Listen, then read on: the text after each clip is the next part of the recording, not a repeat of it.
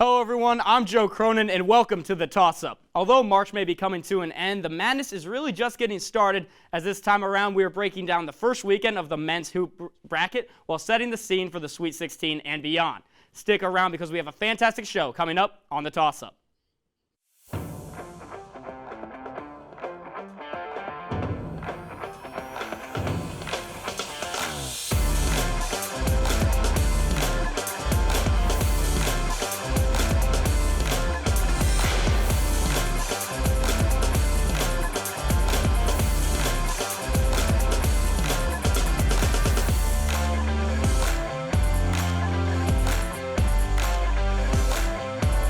One of the more ultimate snack debates is the sweet and the savory, and I consider myself to have a sweet tooth.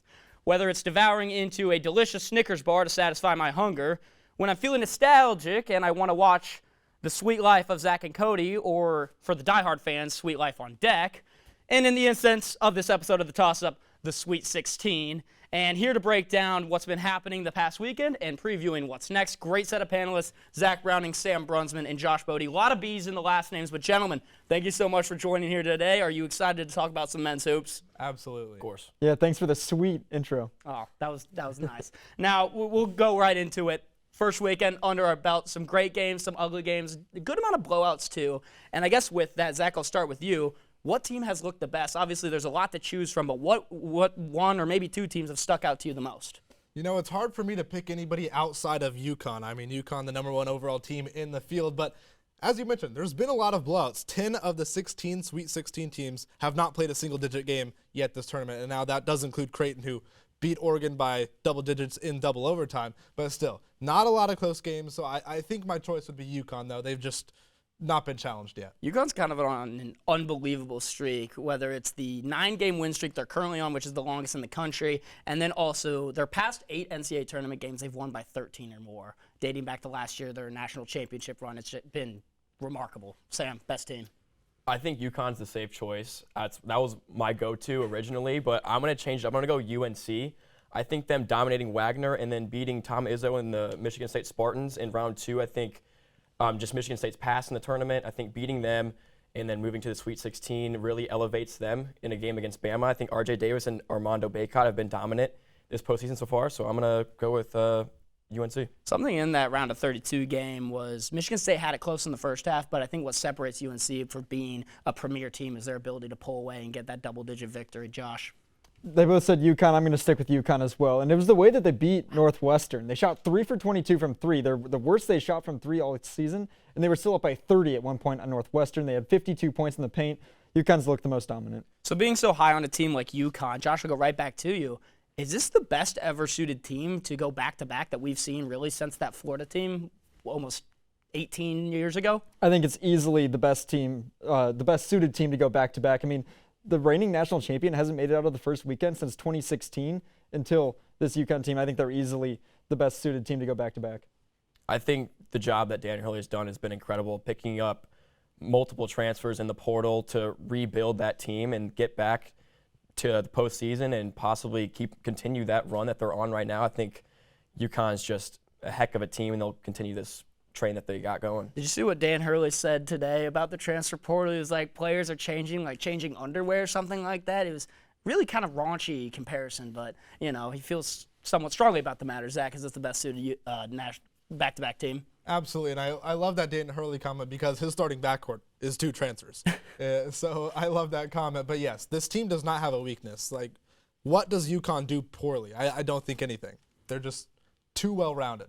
You mentioned weakness, and that's kind of where we'll transition. Of the 16 teams that are remaining, obviously there's going to be some that jump off the page more with only one double-digit seed being in this field remaining. But I guess, Zach, I'll start with you. What team looks the weakest, whether it's a team that's a higher seeded that might be on upset watch or might be an obvious pick with NC State? I'm not going to go with the obvious pick in NC State. I'm going to go with the 2-seed Arizona. I wasn't high on Arizona coming in to the NCAA tournament, and they've got a pretty decent Clemson team that they've got to take down in the Sweet 16. I just don't really trust Caleb Love. Omar Ballos, he's good. He's going to lock down the paint, but I don't think he's great. He's good, but not great. Caleb Love, there's too many instances this season of him going 3 for 30 from the field, and I don't know if you can trust him in those late game situations. It's just the thing about this Arizona team is I think there is a difference. I think there are two players in particular. Love is one of them, and then Kashad Johnson. Both transfers in this year. They've both played in a national championship game, and I think that experience might matter. So I guess we'll see with this weekend, Sam. I'm also going to go Arizona. I think they've let teams hang around too much in this tournament. Long Beach State was close at halftime. Dayton fought back in that game. They could have let that one slip. Now they're facing a red-hot Clemson team that started off the year really strong. They've hit a little bump in the middle of the road, but then they've really railed some wins recently to where I'm really confident in Clemson really pulling an upset against Arizona. ACC's been well represented, even though they had one of the fewer of the power conferences in the field of 68. Josh? Yeah, I mean, I was going to say Arizona too, even though they played really well in both games so far in this tournament. I thought that they were the team that was going to be most likely to be upset early out of the 2 seeds. But I guess I'll toss out Marquette as well because they're probably in the only matchup that would be really considered an upset, maybe outside of UConn, because they're playing the only double-digit seed. So I'll say Marquette only because they let Colorado hang around for a while and the game came down to the wire. So I guess I'll say Marquette. Honestly, it would take Gonzaga in this situation. I think this is a weaker Gonzaga team that Mark Few has had. Obviously, they were on 9 consecutive Sweet 16, so I'm not going to discredit that. But I don't think this is a Gonzaga team that's suited for anything deeper than that.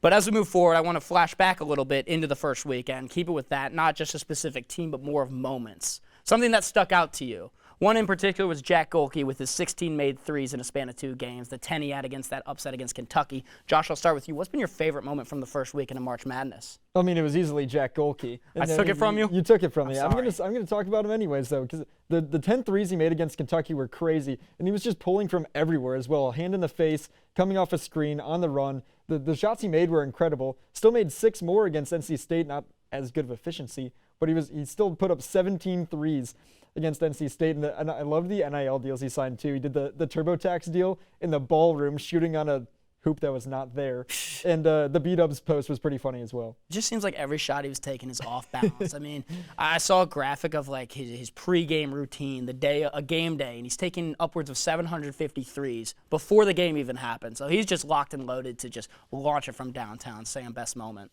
I was going to go Golke as well, but I'm going to go Yale beating Auburn. That was a good one. Auburn coming into the tournament the way they're on fire coming into the tournament, winning the SEC tournament, and then facing a Yale team that, you didn't expect Yale to beat Auburn. I mean, I think a lot of people had Auburn going far in their brackets. Certainly I did. And I know Browning did too because he had them winning. I had them losing to San Diego State. that one could have went either way. So, but yes, I think it was Yale beating Auburn in the first week. John Polakidis, 28 points in that game. He was going deep in the bag, was hitting some LeBron post phase. It was fun to watch, I can't lie. I was at the IU baseball game just watching it on my laptop, kind of going nuts and watching his reaction in the press box. I guess if you want to elaborate on that before your favorite moment. It's never fun to lose your national champion on the opening weekend of the tournament. Let's just leave it at that. But as far as my biggest moment of the tournament, I have 2. The first one, Boo Buie's career is over. Everybody else in the Big Ten, they're rejoicing. But Northwestern, especially Purdue, Boo Buie, one of the best careers we've seen in a really long time, perhaps the best Northwestern basketball player of all time. He's the all-time leading scorer in Northwestern history, led them to back-to-back NCAA tournament appearances for the first time ever. Just a fantastic career for Boo Buie, and it came to an end last week. And the other one, NC State, losers of their last 4 regular season games of the season. They finished 10th in a not-so-great ACC this season. And then to rattle off 7 wins in 12 days, that's pretty impressive. It's been remarkable. They have the second longest win streak of the remaining teams. UConn, obviously, the first. Now, we head into the Sweet 16, and before we head to break, we'll kind of dive into more of how these matchups we'll be looking at. But I just want to ask which game looks the most exciting of the 8 games that will be played on Thursday and Friday. Josh, we'll start with you for this one. Which game is the most enticing? I'll go Duke-Houston, just because of the way Houston let Texas A&M back into the game at the end there. And I think Houston is a really, really good team. And Duke was bad at the end of the regular season, or lost 2 games before the tournament, blew out 2 double-digit seeds. But I think they look like they're rolling right now. So I think that fight down in Dallas is going to be the most intriguing game. It'll be really interesting, especially the way Jared McCain's been playing as a freshman and how he's probably going to be matched up with one of the best perimeter defenders in the entire country with Jamal Shed. Sam, Yeah, the two that stick out to me is Illinois, Iowa State, and Creighton, Tennessee. But I'm going to go with Creighton and Tennessee. That one's fun. Because Tennessee's really good defensively and they can shoot the ball. They didn't shoot well against Texas. If they can get back to how they were shooting, that will keep this Creighton game close.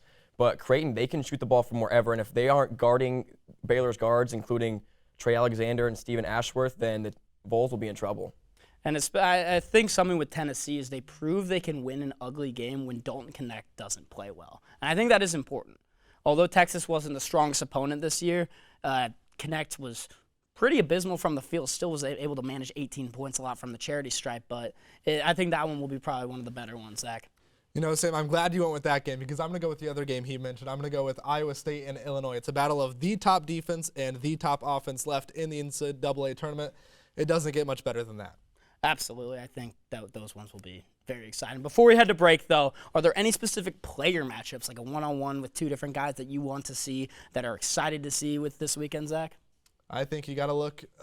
I don't know the exact name of the region. It's the bottom right region on your bracket. Edie versus Kalkbrenner. If those two teams win, I'd be excited to see that. That'd be a fun one, Sam. I'm looking forward to R.J. Davis and Mark Spears. I think two light-out shooters. They can put the ball in the net, and they average over a steal a game. So I mean, they're defensively too. So Spears has been on fire lately, especially in the tournament. I got DJ Burns and Oso Ighodaro. Yes. Two really good Yes. bigs, contrasting styles. Big man Burns working the post moves. Oso Ighodaro in the pick and roll and floaters around the rim. I think whoever wins that matchup wins that game.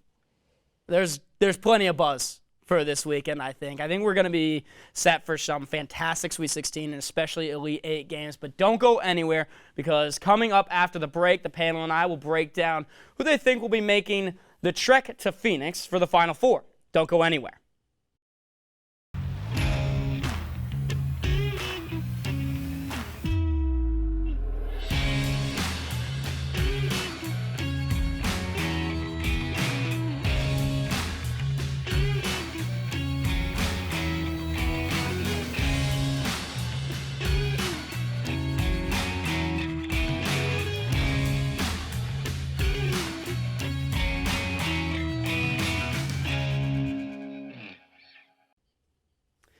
Welcome back to the toss-up. Instead of just breaking down each individual game of the Sweet 16, we have split the quadrant amongst the panelists here where we'll send one of the teams to the Final Four, and then once the Final Four is set, we are going to name the all-region teams. And how we split it up, Zach will be taking over the East, Sam will be taking over the West, Josh the Midwest, and I will be taking over the South. So Zach, we will start with you. The matchups, they're a fun one. UConn, San Diego State, and Illinois, Iowa State. Make your Elite 8 and then Final Four picks. This is a tough region. 3 of the best teams left in the tournament, 3 conference tournament champions, that is. And I've got UConn beating San Diego State. I think San Diego State poses a threat to UConn just because of the style of play. Stylistically, they've got a good defense. They can beat this UConn team. So I think they'll move on at the top half of that region. And then in the bottom half of the East, I have Iowa State winning that battle between the top defense and the top offense. You've got 2 different teams, one that's going to play really, really good offense in Illinois, but I'm going to take the defense. When in doubt, in March, take the defense. That's what I'm going to do with Iowa State. Then you got an Iowa State and UConn matchup, and just to be different, purely just to be different, I'm going to go with Iowa State. I think out of all the teams left in this tournament, they have realistically the best shot to beat this UConn team. You look at UConn's 3 losses this year, all 3 times they were held under 70 points, and I think out of every team left in this tournament, Iowa State's the best suited to do that. So with Iowa State advancing to Phoenix, now let's set your all-region team. I imagine there are some locks right away just from the first weekend of play, so I'll let you take the horn and name your 5. Yeah, this one was much easier. I have 4 locks so far. From Illinois, I have Terrence Shannon and Marcus Domas. From UConn, I have Donovan Klingon.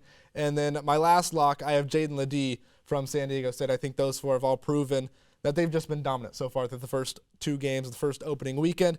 The last 2 I'm going back and forth on. It's Iowa State's Taman Lipsey and it's UConn's Tristan Newton. I feel like if Iowa State, as I predict, does come out of this region, then I think it's going to have to go to Taman Lipsey as far as making that all-tournament team in the East region. But if UConn does come out on top against Iowa State, it's got to be Newton. Now, I'm curious, if Iowa State is to beat Illinois and Illinois is not playing in that Elite 8 game, do you think that they'll still be able to get their 2 all-region players if pending that someone on Iowa State that's not Lipsey goes off? I do, because Terrence Shannon averaging close to 30 points per game throughout the first 2 weekends. I don't see any reason That's fair. for that to change. Marcus Domask, he had a triple-double in the first round. He's averaging more points, more assists than Tristan Newton and Taman Lipsey so far through the first 2 games of this tournament. So those two are still locks for me no matter what. So from the East, we have Iowa State, and we'll move out west for Sam Brunsman's picks, starting with North Carolina and Bama, and Arizona and Clemson for the Sweet 16. Take the floor. Yeah, I think this game will be pretty high scoring. Looking at Bama, they can put the ball in the net. Mark Spears obviously can score the ball, but they can't defend very well. That's their issue. And UNC, on the other hand, they can score well. Armando Bacot's averaging 17.8. And R.J. Davis has scored 20-plus points in his last 4 games, and they have elite shooters on this team. Cormac Ryan, Harrison Ingram, they can shoot the ball just as well. And I think that UNC will win that game by maybe 5-6 points. It'll come down to the wire, but I think UNC gets that first spot in the Elite Eight. Now shifting to Clemson, Arizona.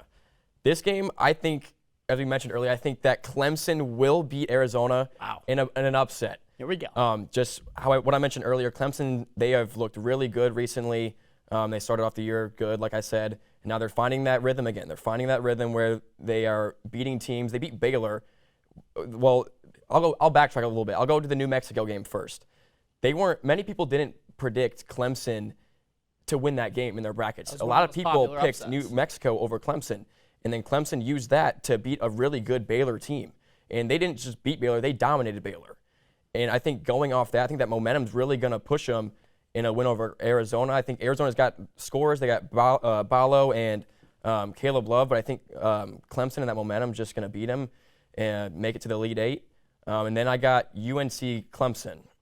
I got UNC. Okay, going to the Final Four. You're not picking the ultimate reunion of Arizona and UNC to see Caleb Love facing off against his old teammates. The R.J. Davis-Caleb Love story would be pretty fun to watch if that comes to fruition. So with that being said, UNC beats Clemson to advance to the Final Four. Let's set your all-region team coming from the West.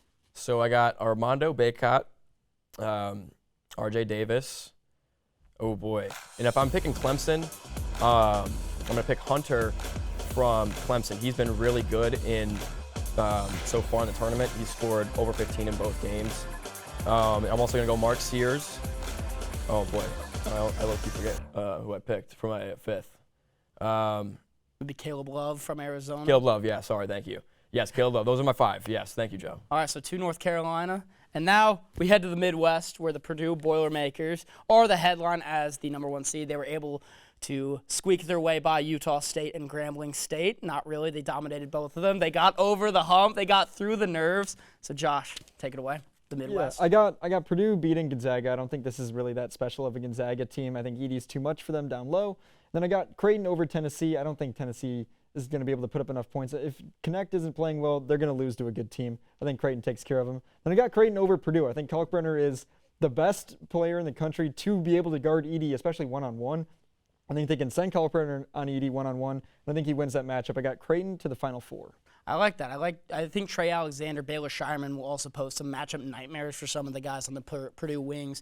And I guess with that, I might have taken some of your guys already picking for the all-region team, so I'll let you set the 5. Yeah, like Zach, I had 4 locks, and that was Edey, Kalkbrenner, Connect, and I had Cousinard from Oregon in there as well. Really? I mean, he had like 70 combined I know, points. but he's not going to be able to play in those last 2 games. No, doesn't matter. That matters. Doesn't matter. He's got 70 combined points. He had a 40 piece in the first round. He's in. Okay. And then I think Shireman's gonna have to play well for them to make the Final Four. So I got Shireman in there too. All right, that should be a fun one. So right now, we got Iowa State, UNC, and Creighton, a little 1, 2, 3. Sadly, I'm not gonna finish it and pick a 4, but we've all been picking some ACC teams to win, and I got 2 in my region over in the South. However, I'm going to only pick 1 to win in the Sweet 16, and that's not going to be Duke. I'm picking NC State beating Marquette. The Cinderella story is going to live on for one more day. They're going to win that 8th game in a row. I don't think they'll advance to the Final Four, but I like DJ Burns and DJ Horn. They've been playing really well. And then Mo Diarra, he's kind of a sleeper on that team. There's going to be a lot of attention on both Horn and especially Burns with Iguodala on him, and I think a guy like Mo Diarra is averaging 15 and 13 through the first 2 games. And throughout the ACC tournament, when they're on that 5-game win streak, he was an absolute monster. Had double-digit rebounds, I'm pretty sure, in almost every single one of that in that tournament run. So I just think they'll be a little bit outmatched right there against Marquette. And Tyler Kolek is great, but I do have NC State advancing to the Elite Eight. And then up at the top, Houston versus Duke. This is such a good one because you got like guys like McCain, Tyrese Proctor, Jeremy Roach, just overall just good matchups right there. And then the guys on Houston with Jamal Shedd, LJ Cryer. I think Houston gets it done. That defense is so disciplined. It's so good. They prove they can win in some very clutch moments. I mean, Elvin hitting the walk-on against Texas A&M, hitting that free throw. You mentioned the struggles they had against Texas A&M. A lot of it was from the foul trouble, which is why for Duke, they have to lean on a guy like Kyle Filipowski, and I don't know how much they'll lean on it. I got Houston advancing to the Elite Eight, and then Houston taking down NC State into the Final Four. And then my all-region team starts with Jamal Shedd. I think his performance against Texas A&M was electric.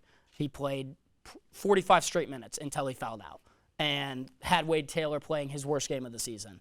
I think he's up for something similar against Duke. Will get high-volume minutes. I think LJ Cryer will join him on that team. I think DJ Burns joins that. Tyler Kolek will be, and then Jared McCain will be the last spot, the freshman phenom. He had a great first weekend, having 30 against James Madison. And now before we head out, the Final Four is set from the toss-up, at least, with Houston, Iowa State, North Carolina, and Creighton. So I'll ask the panel, of those four, what will the national championship game be and who will win, Zach? I'm going to stick and stay true to my region, the East region. Iowa State going to make it out of that Final Four to the national championship. I think they take on Creighton, and I think they win that game. Iowa State, go Cyclones. Wow, TJ Otzelberger, that would be a legacy.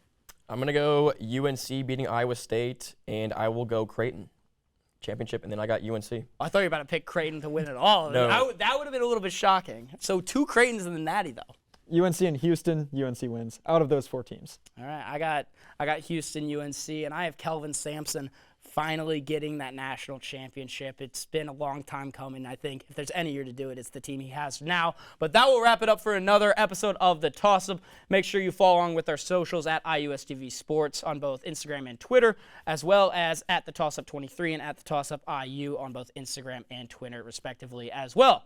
With that, there's only one thing left to do. I always have the notebook. We toss it up. I almost lost some pages. I caught it. We'll see you next week.